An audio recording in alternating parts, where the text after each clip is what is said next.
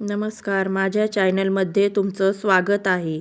मला ज्यांनी सबस्क्राईब केलं त्यांना खूप खूप धन्यवाद. तर आज आपण बनवणार आहोत माशी कशी फ्राय करायची. तर आपण मासे स्वच्छ पाण्याने धुवून घेतलेले आहेत. त्यामध्ये तिखट, माशाचा मसाला, हळदी, मीठ टाकलेलं आहे. त्यानंतर हळदी टाकलेली आहे. ते बघा, मी आता हळद पण टाकलेली आहे. त्यानंतर अद्रक पेस्ट टाकणार आहे.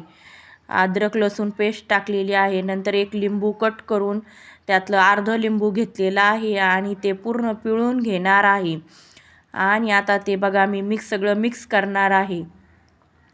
ते पूर्ण सगळ्या माशाला लागलं पाहिजे, तरच आपल्या माशाला चांगली चव येते.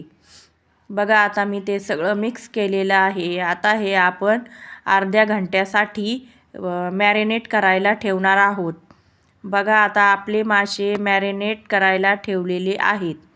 जर तुम्हाला लवकर खायचे असतील तर 10 ते 15 मिनटं ठेवू शकता. नंतर मी गरम करायला तेल ठेवलेलं आहे. नंतर बघा, मी आता तेल गरम झालेलं आहे. त्यामध्ये मासे एक टाकून पाहणार आहे. मग नंतर तेल गरम झाल्यानंतर 2-3 आता त्याचे हे टाकलेले आहेत मासे.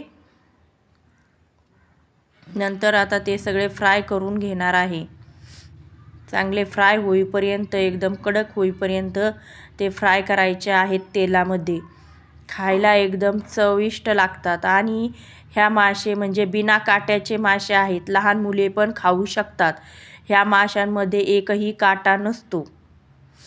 बघा, मी कसे चांगला सोनेरी कलर येईपर्यंत मासे फ्राय करत आहे. एकदम छान लागतात आणि लहान मुलं तर आवडीने खातात.